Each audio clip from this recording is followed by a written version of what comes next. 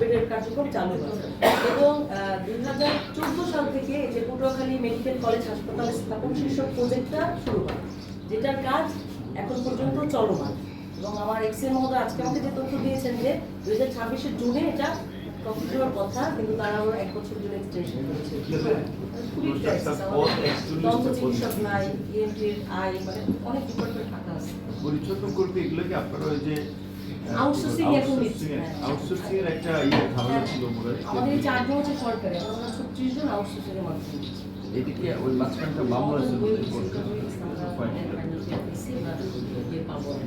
আর অবকাঠামোগত প্রবলেম হচ্ছে আমাদের এইটা হচ্ছে 2005-এ 250 শয্যা চালু হওয়ার পর এই 12 বছরে 250 শয্যায় আমরা সেবা দিচ্ছি, যেহেতু পূর্ণাঙ্গ 500 শয্যা মেডিকেল কলেজ চালু হয় না।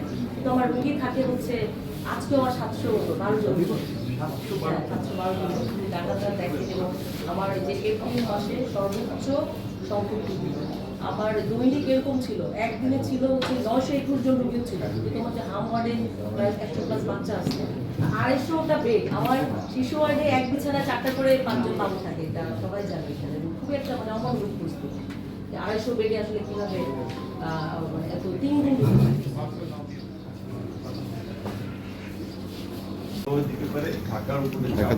ঢাকাকে ডিসেন্ট্রালাইজ করবো। একটা মানুষ ধরেন আমার গ্রাম থেকে চর্বি শেষ থেকে সে চিকিৎসা নিতে জানে যে উপজেলা জেলায় সম্ভব না, ডাইরেক্ট ঘুরে যাচ্ছে।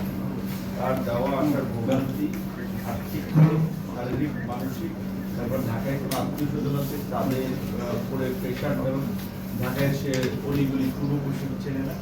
তো আমরা সরকারের প্ল্যান আছে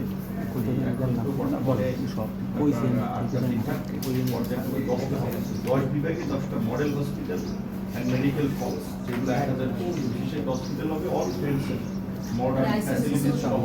হ্যাঁ, ওখানে ট্রিটমেন্টগুলো দিতে পারে।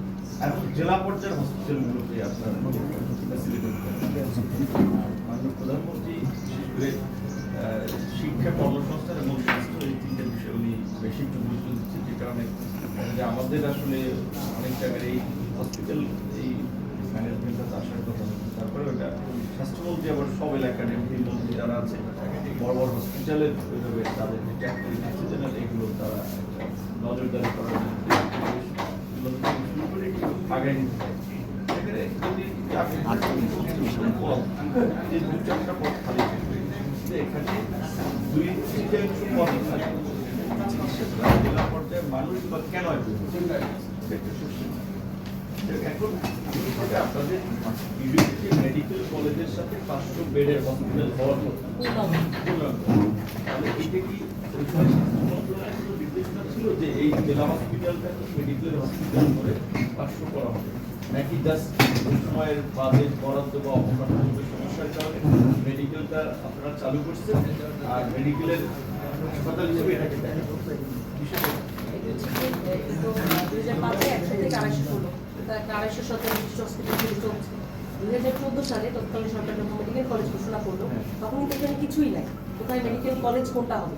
আমাদের সামনে যে 3 তলা বিশিষ্ট যেটা দেখতে পাচ্ছেন, এটা হচ্ছে আমাদের 250 বেডের প্রস্তাবিত সিসিউ ছিল, করোনারি কেয়ার ইউনিট, যেখানে কার্ডিয়াক পেশেন্ট থাকে। এটাকে একটা অস্থায়ী একাডেমিক ভবন হিসেবে স্টুডেন্ট ভর্তি করে দিল, মানে কোনো সেশনে এভাবে একাডেমিক কার্যক্রম চলমান হলো।